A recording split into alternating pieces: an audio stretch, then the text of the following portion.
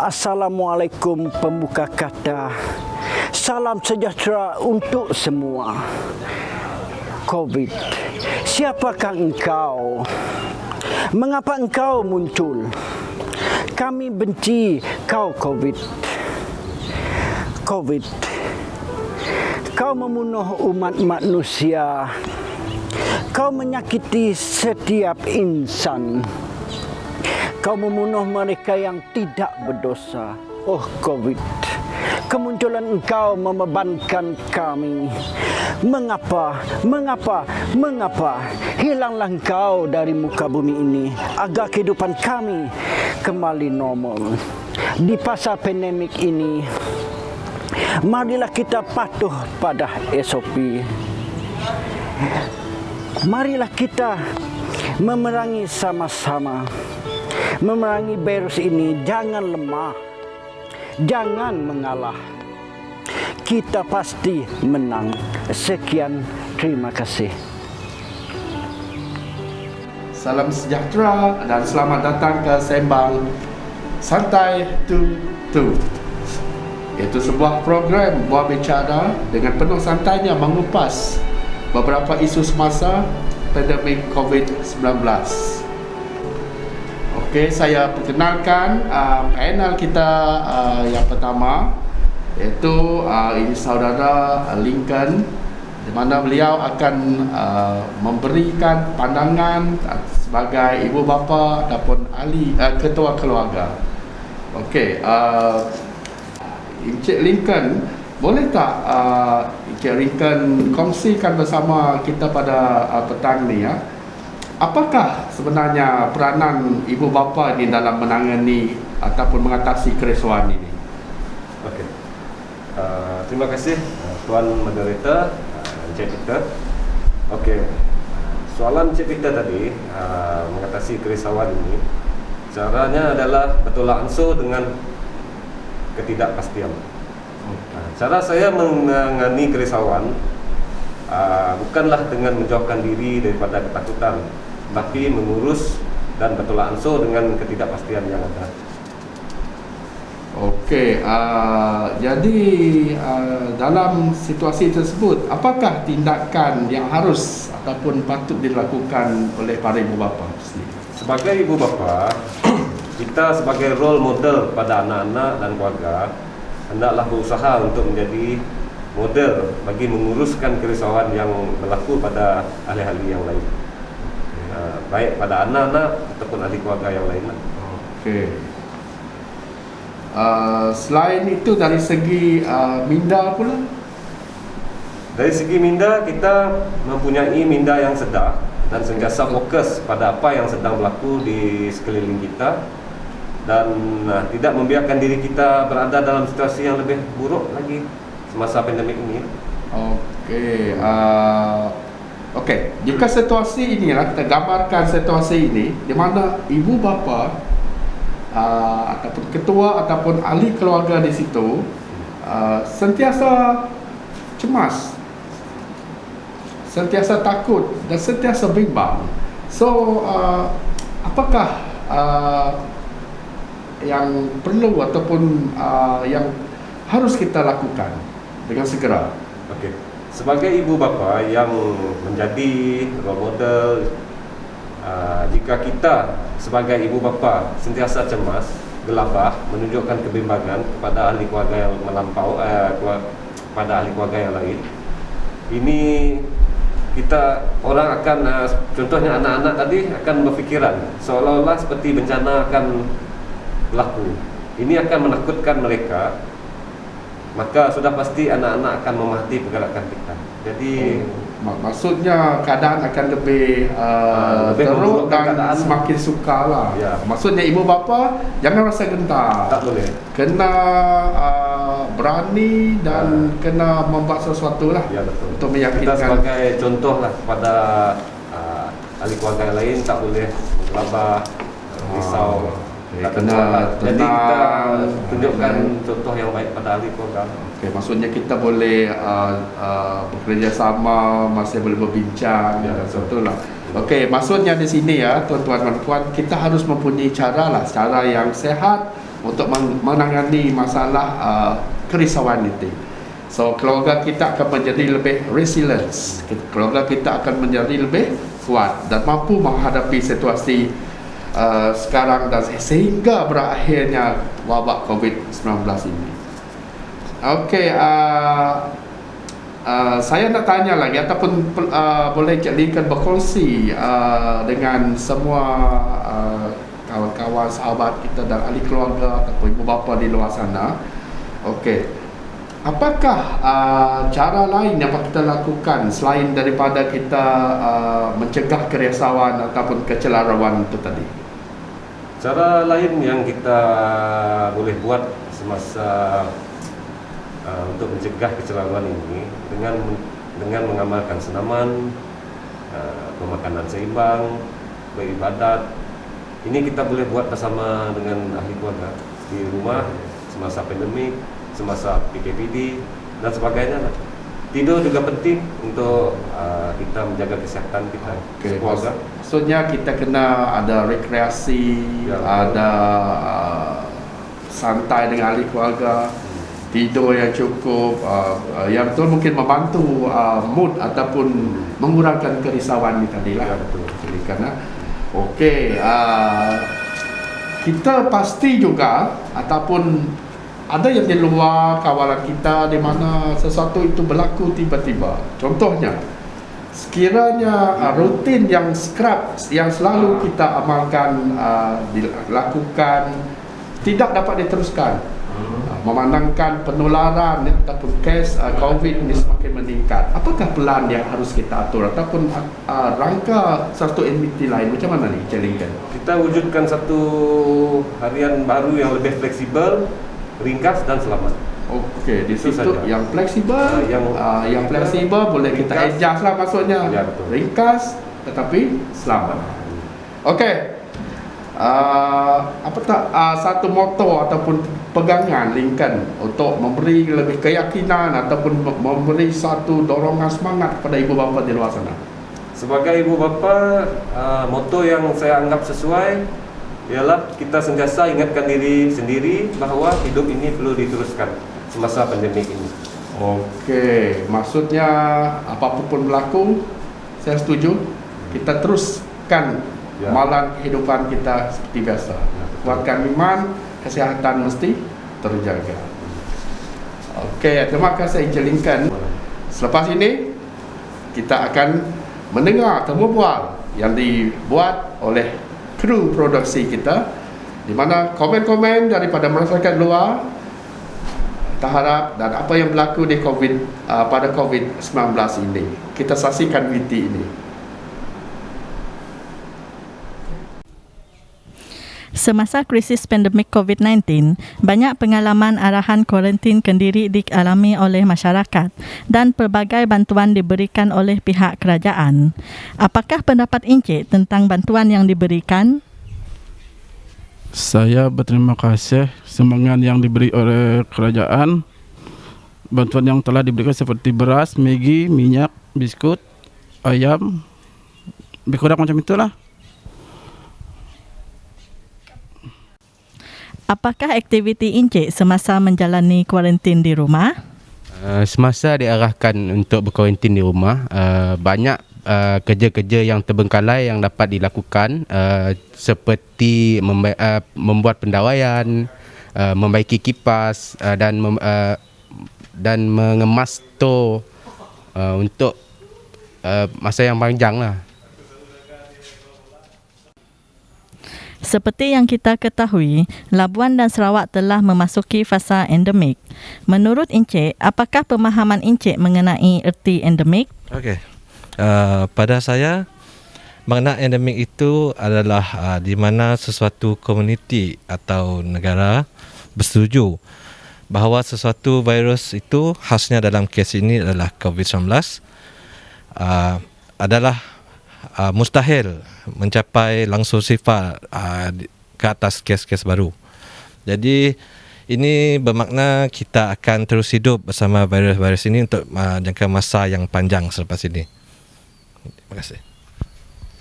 Sekian sahaja wawancara untuk hari ini. Patuhi SOP Kita Jaga Kita. Kembali ke studio. Okey, kita kembali lagi dalam program Sembang Santai kita kali ini. Okey, umum tahu ya, penularan wabak COVID-19 yang melanda negara mengakibatkan ramai rakyat kita telah terkesan.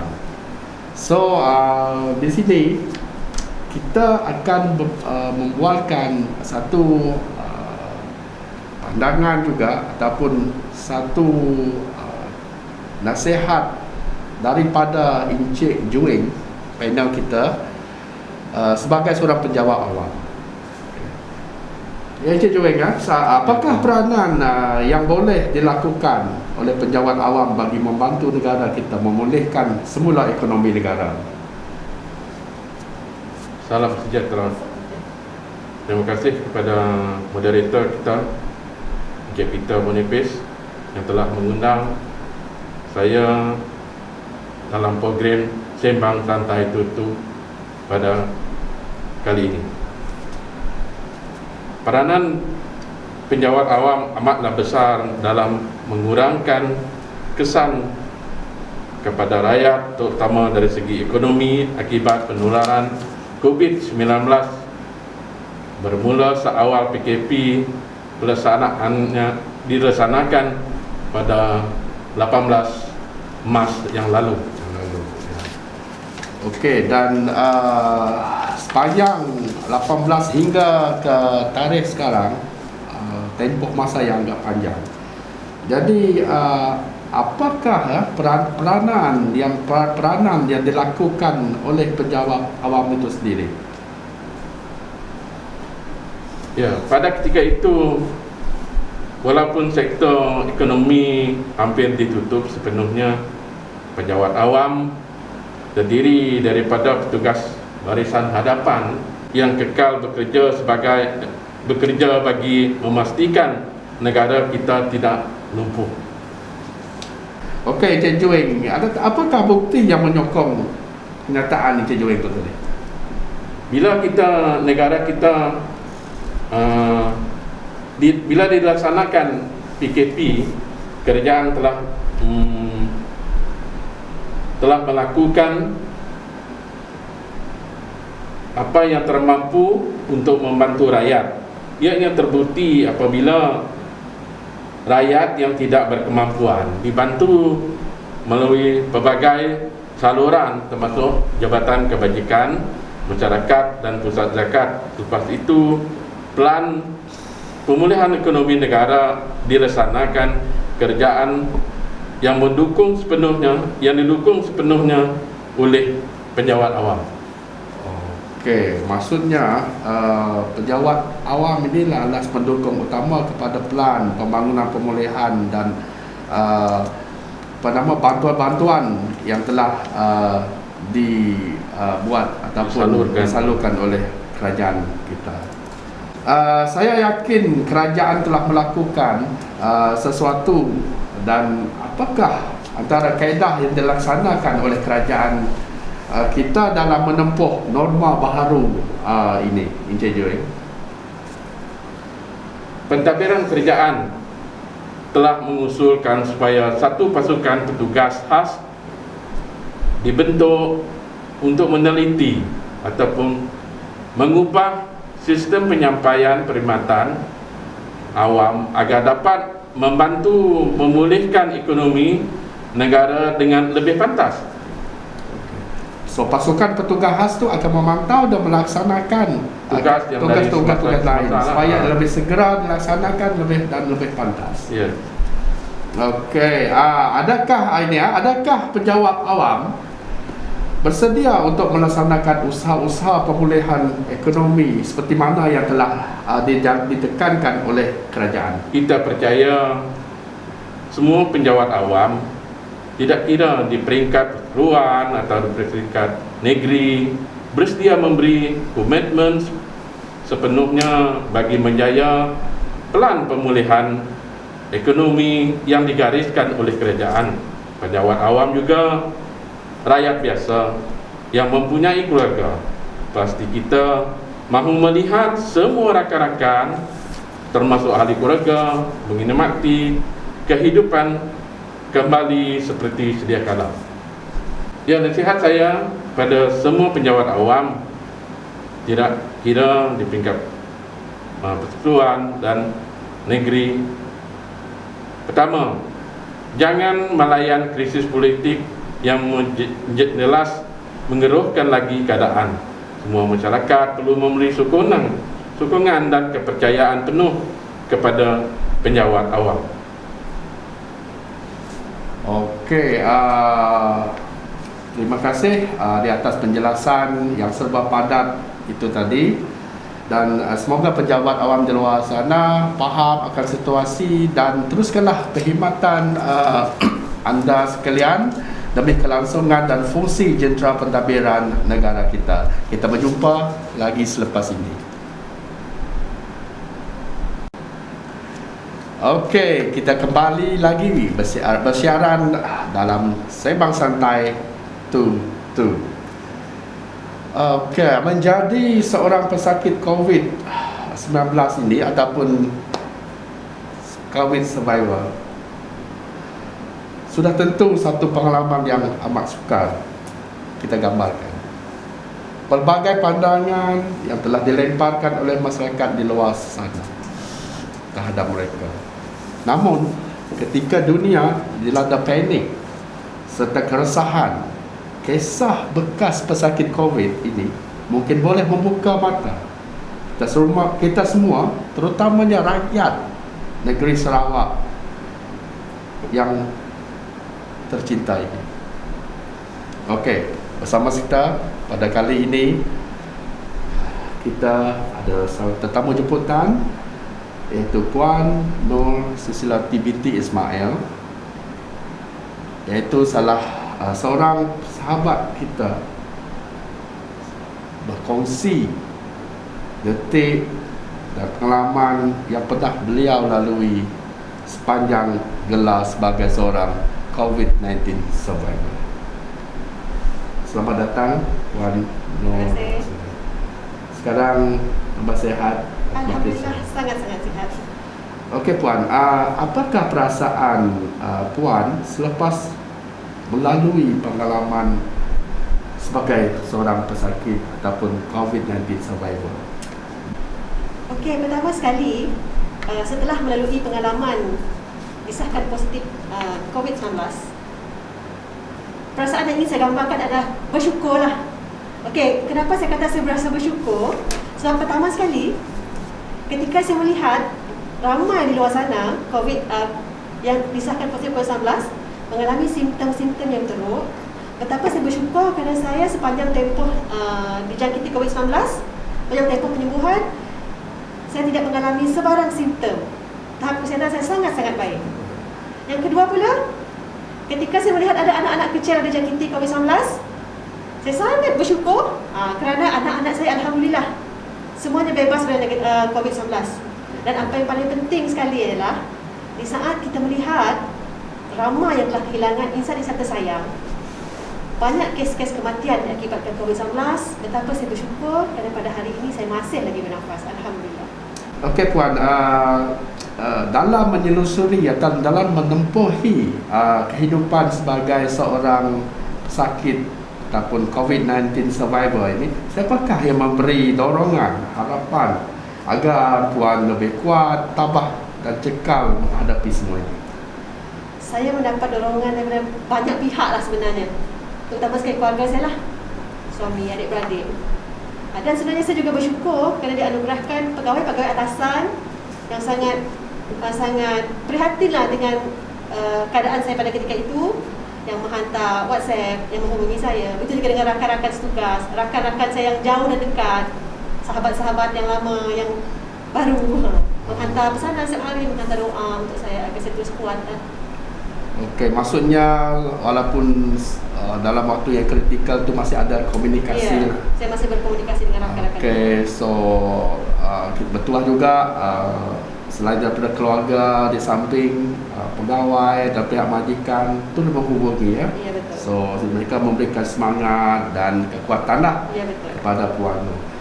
Okey Puan, sebagai pesanan ya, sebagai satu perangsang ataupun nasihat kepada pesakit COVID-19 itu sendiri ataupun ahli keluarga mereka, apakah pesanan Puan? Okey. Perkara yang pertama dalam fikiran saya adalah jangan panik. Jika disahkan COVID-19, tolong jangan panik. Kerana panik akan menyebabkan kita menjadi segala penyakit akan muncul. Yang seterusnya pula, ahli keluarga adalah main peranan penting. Dan kita sendiri pun juga jangan rasa tersisih lah. So, kita memang harus mengkuarantinkan diri sendiri, mungkin di dalam bilik. Jangan merasakan diri kita tersisih. Jangan pernah merasakan orang menyisihkan kita. Dan jangan pernah merasakan dunia kita nak berakhir esok. Hadapilah segalanya dengan senyuman dan dengan hati tenang lah. Dan paling penting, jangan lupa minta berdoa lah kepada Tuhan. Oh ya, okey.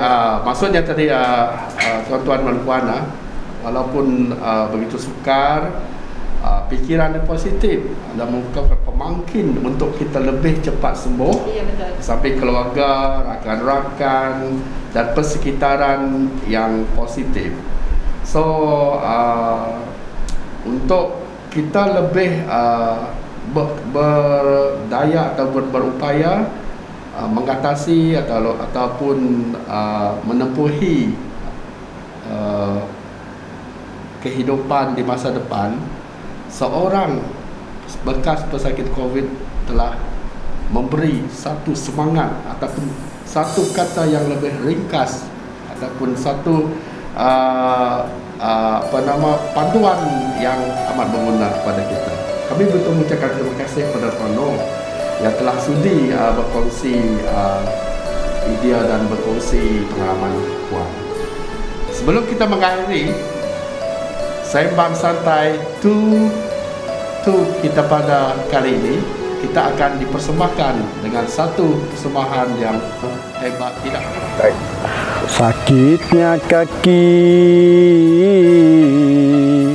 terpijak kaca di waktu senja, pergi ke ladang. Bulanlah ini bulan merdeka, penyakit COVID bila nak hilang. Pohon telasih di tepi hutan angus menjadi juaknya arang. Terima kasih barisan hadapan, bertungkus lumus mereka berjuang. Oke, sekian, terima kasih.